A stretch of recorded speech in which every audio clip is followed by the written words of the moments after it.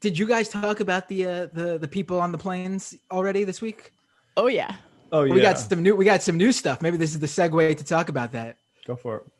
Let's. All right. So I mean, I guess we should we also play the Trump clip again? I mean, I feel like it sort of connects to what Bill Barr says, right? Because he claims something that, I mean, all you have to do is listen to the Trump clip to immediately know that he's not correct at what he said, what he's saying.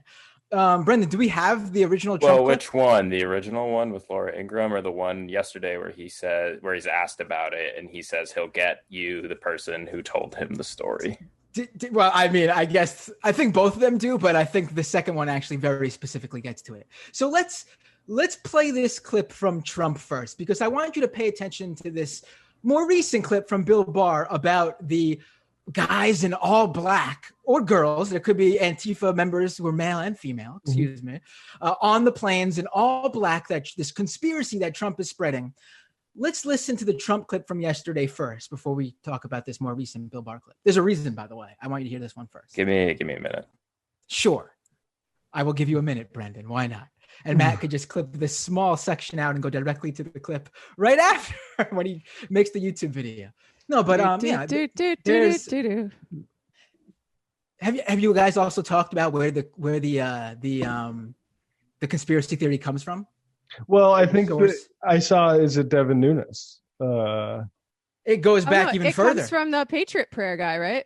It goes back even further. A random guy on Facebook during the whole early June period when all those we showed that the Patriot Prayer guy. It's not that. Try and keep up, guy. Brendan. No, there's another guy on Facebook, not a video or anything, where he just literally posted this in early June during the height of the BLM protests, when all the like suburban Facebook groups were all like, "Oh no, BLM's coming to break down our doors and steal our children." Yeah, that's who we were referring to. Oh, that's the guy, right? He's not a Patriot Prayer guy. Is he? Yeah, he is. Yeah, we've showed him opening prayer at a 2019 Patriot Prayer rally. Yep. He's a Patriot Prayer. Which as the New York Times tells us, is a right-wing group devoted to religious Christianity and small government. Here's that clip. Is that not it? Is that not the whole thing that they do? Weird that the New York Times would underemphasize fascism. Go on, Brendan. You want to play that clip? And Biden is, I don't even like to mention Biden because he's not controlling anything. Who do you think is pulling Biden's strings? Is it former Obama people officials? That you've never heard of, people that are in the dark shadows, people that... What does that mean? That sounds like conspiracy theory. Dark shadows. No, what is that? People that you haven't heard of. They're people that are on the streets. They're people that are controlling the streets. We had somebody get on a plane from a certain city this weekend. And in the plane, it was almost completely loaded with thugs wearing these dark uniforms, black uniforms with gear and this and that. They're on a plane. Where's I'll tell you sometime, but it's under investigation right now. But they came from a certain city, and this person was coming to the Republican National Convention. And there were like 7 people on the plane like this person, and then a lot of people were on the plane to do big damage. They were coming planning for Washington. Yeah, this is all happening. But the money is coming from somewhere. Money is coming how can it be tracked? From some very stupid rich people that have no idea that if their thing ever succeeded, which it won't, they will be thrown to the wolves like you've never seen before. All right. I love telling a newswoman, like, nobody you've ever heard of, like multiple times, like, so who's responsible? Oh, yeah, you wouldn't be familiar even if I'd actually said them by name. Yeah. Right. Also, I'm pretty sure Laura Ingraham does know Patriot Prayer, probably very intimately. Right. It's like, don't you mansplain fascism to a fascist Barbie? Come on. I hate to do this, but I had to look it up because I was pretty sure this guy's not a Patriot Prayer guy. He's just a random guy who calls himself a patriot. But our bad. I had to defend my right wing knowledge. He is a patriot who leads people in prayer, but he's not. He prayed Patriot Prayer. Literally, that's what. There's a bunch of posts on his Facebook page about Patriots Day, and him leading a prayer on Patriots Day. That's probably where that came from. But The second video, which I thought you were going to play, Brendan, was him talking to a guy outside. Do you still have that one? Yep, I'm going to pull that one up. All right, just cool. Now.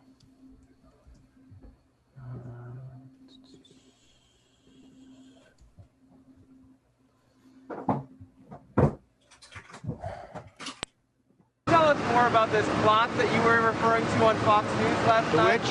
This plot of people gathering on a plane in gear. Yeah, I could tell you that I could probably refer you to the person and they could do it. I'd like to ask that person if it was okay, but a person was on a plane, said that there were about 6 people like that person, more or less. And what happened is the entire plane filled up with the looters, the anarchists, the rioters, people that obviously were looking for trouble. And the person felt very uncomfortable on the plane. This would be a person you know. So I will see whether or not I can get that person. I'll let them know, and I'll see whether or not I can get that person to speak to you. But this was a first-hand account of a plane going from Washington to wherever. And I'll see if I can get that information for you. Maybe they'll speak to you, maybe they won't. So that Okay, now, Brendan. Now, everyone keep in mind what you just heard there. Now, Brendan, play that Bill Barr clip of him talking about these people in all black, Antifa members boarding these airplanes. Remember what Trump said. Remember specifically everything he was able to recall. Rioting is.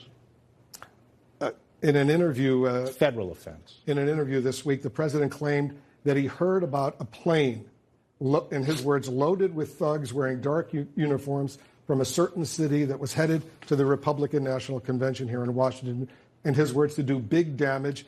He didn't offer any specifics. He later, the next day, changed the story. The plane wasn't coming to Washington, was leaving Washington. Have you asked the FBI to investigate this? I don't have to ask the FBI because we received numerous reports of individuals coming from Portland, Washington, Seattle, and several other cities to come into Washington for the specific purpose of causing a riot. Were they wearing black uniforms and were they loaded, if you will? There were many on planes. We've received multiple reports on this topic. And so what the president was talking about was information that you provided the president? I don't know what the president was specifically It's widely reported on Facebook there was some conspiracy that was reported weeks ago about this sort of thing. I don't know what the president was referring to, but I will say that we are trying to follow these things, and we received numerous reports of people coming from other cities into Washington, as we received many reports of people going into Kenosha from various states. But you're saying you don't know specifically what the president was referring to? No, I don't know what the president was referring to. When he spoke about this? He seems to be talking in general terms. I don't know what he's referring to. All right, let's talk a little bit about the president. Okay. I don't know if you guys can recall the video that we just played for you of President Trump, all of, 2 minutes ago, not even a minute ago. Didn't sound like general basic terms to me. He was recalling a very specific incident with a very specific location and a very specific, it can't get any more specific than what the president was saying. A specific person he needed to ask if he could relay the information. Right. I mean, the idea that, and this has been something that this is something that's been used to attack protesters for as long as there's been protests in this country, the outside agitator. Mm-hmm. And I'm sure you guys have talked about it on this show a lot. I've talked about it on my show a lot. It really came into this year with the George Floyd, the protests in the wake of George Floyd's killing. And the idea that people from all over the country are working together in California and Seattle and Portland and New York and all flying together to one protest spot to cause havoc. I mean, when you look at the arrest records that the police in these cities put out, this is often not the case. Often it is majority people from within the state, usually within the city, but definitely within the state, within the same metropolitan area. These are people who may not live in Kenosha, but maybe they work in Kenosha. Maybe people might not live in Washington, D.C., but maybe they commute the 20 minutes every day to Washington, D.C. Those people have ties to that community. They're not an outside agitator. It's just ridiculous. And of course, if you see someone in California get arrested in Wisconsin or something, you again don't really know the details there. Are they currently living in California, but their family lives in Wisconsin? And because of the whole pandemic, they're currently with their family, but their legal residence is still in California? We don't know. Like, there's tons of different things that come into play here that really just rip the whole outside agitator trope to shreds. Also, it's like laudable if, for instance, Black Lives Matter activists in Minneapolis drive down the road in the interstate to Kenosha to help in that protest, just because, like, that's the exact same struggle. Like, these Black Lives Matter is not specific Black Lives Matter for this community. It's this entire country. Mm-hmm. So of course there's going to be certain activists that are going to be going to back up their people who are being, herded between cops and militia members. And like, this is just common sense. And he's trying to criminalize that. Yeah. And it's terrifying. Like, Philando Castile's girlfriend was one of the people that were protesting in Kenosha. She's allowed to do that. It's great that she's there. Everybody, and that goes for every single Black Lives Matter activist that is going to these protests, because this is going to be an ongoing thing, particularly in the upper Midwest.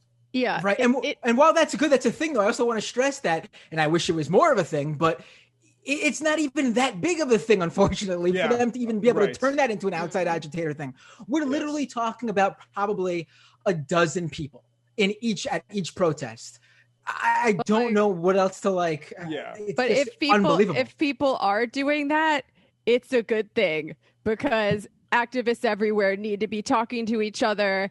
If there are some activists who have time off from work, or maybe they don't have a job right now and they're able to do that, devote more time to it than others, and they have experience and they can help people get things going in various places, that's a good thing, folks. And I'm sorry to keep harping on this. I feel like I bring it up every time, but this outside agitators trope is a very old, very racist trope, going back to the days of the slave uprisings, going back to the Haitian Revolution, that says, oh, well, Black people are naturally servile and they're fine with being second-class citizens. And the only reason why they could possibly get angry enough to revolt is if there are white leftists, often Jews, putting ideas in their heads and getting them all riled up. And I think it's pretty obvious to everyone how racist a trope that is. Like, the idea that a Black person, a working class Black person in this country, couldn't possibly be angry enough to burn a cop car without some like white anarchist grad student telling them to do it is bullshit. Right. And I want to also point out here, there's one little addendum here, specifically to the Kenosha one, because I'm actually working on a piece about it. But Kenosha police put out a press release where they basically said that something like more than like something like 75% of the people they arrested in Kenosha this past week, the last week when the protest started there, were from out of town. And I looked into this, and it's not entirely true. They're from out of the city, perhaps, but not from out of the metropolitan area or the state.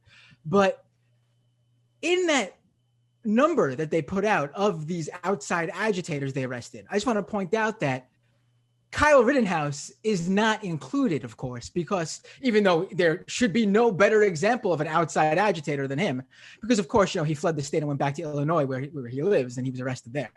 So it's just amazing how, like, in that, even when they try to push this sort of trope, an actual outside agitator can't even technically be counted because he fled the state and wasn't arrested by the Kenosha police. Yeah, and I also want to emphasize the big lie nature of the messaging we're hearing about how all these cities are war zones. And no doubt that political street violence is scary, but I also want to bring up this tweet from a Portland-based journalist, Joe Douglas, or former journalist. But he points out it's worth noting that the articles I posted above use FBI crime data from 2018 last year. 2018 was the most violent year in Portland in at least a decade. There are many protests and brawls in Portland in 2018 between Antifa and right-wingers, but even with that relatively high violence rate, as noted, Portland still didn't place on the 50 most dangerous places in cities in the U.S. ranked by violent crimes per 100,000 people. We don't know 2020 stats until fall 2021, but looking at crimes demonstrators are accused of, mostly misdemeanors like failing to comply, graffiti, vandalism, assaults, and possibly one homicide, it's likely Portland will remain one of the least violent major cities in the U.S. Preliminary data shows this year has so far seen an increase in violent crime nationwide, not just Portland. And obviously, we're going through a pandemic depression. I mean, not just the political stuff going on right now. Yeah, in Portland, for instance, the police department didn't see any homicides around protests in July, a department spokeswoman said. Through June, its crime maps show all its homicides happened east and south of the city center, away from protesters. So all of these, anybody in media who's emphasizing how dangerous this is, and we need to get DHS or whatever federal troop agency in there to shut this down, it's spreading an extremely dangerous lie about the state of these cities. Mm-hmm. Right. Did you guys cover Giuliani at the RNC at all? I know you were off last week, but did you guys talk about that? But I did see the point where, was this about his the murder rate? Yeah. So, quick plug. I did 4 episodes every night of the RNC last week. You should check them out at doompod.com or youtube.com/Mappinder. And so Giuliani, to me, he's one of the most startling speeches because it's so ridiculous. He goes out there and he starts talking about how New York City is crime ridden and crime is rising and it's got more crime than ever before. And, everything is terrible in New York City right now. You want to leave. People are packing their bags and leaving New York. And of course, this is, former New York City Mayor Giuliani. So he has a record of his own to look up. So I went and I looked, and there are crime stats put out by the NYPD. Now, this chart that I shared online is from factcheck.org, but they used the stats from the NYPD. I double checked to make sure it was accurate and it matched up. The NYPD themselves have these stats out, and New York, literally under Bill de Blasio, since these stats have been archived and kept, crime has never been lower in this city. Now, they don't have full stats yet for this year. But as of July of this year, from January and July this year, crime has been up from the previous year, 2019. Obviously, pandemic. But if Bill de Blasio wanted to hit Mayor Giuliani's best year when it comes to crime rates, low crime rates, there would have to be, I believe it's something like 400 more crimes, which is more than double there's been this year, by December, by January of next year. So while de Blasio's second to last year in office will be higher than the previous, it's still nowhere near Rudy Giuliani's best year. So this whole idea that, we're living under the most crime-ridden New York there's ever been, just ridiculous. I mean, I have walked through the streets of New York and still have never felt safer. I mean, New York is ridiculously safe right now, and anyone who lives here can attest to that. Mm-hmm. Also, small correction, it's pronounced Debunglio. Yeah. I mean, I said it too. I when I heard Giuliani say this, I hate that I have to defend Bill de Blasio, but I can't let, credit where credit is due in terms of, Mm-hmm. I'm not gonna make it I'm not gonna lie by just to hit the guy. Yeah, I mean, honestly, I appreciate think you can credit him with that, but continue. I appreciate Giuliani being so dumb there, because that talking point where it's like, because people, when I went home, people asked me like, "What's it like in New York?" Because everyone assumes you have to like dodge muggers. It's like I think they think it's like. Oh gosh, what's the Macaulay Culkin movie? Home Alone. Home Alone. Yeah, I think that their idea of New York is like Home Alone. Home Alone 2, right. Yeah. That was definitely my parents' idea of New York when I moved here. They're like, "Don't ride the subway at night."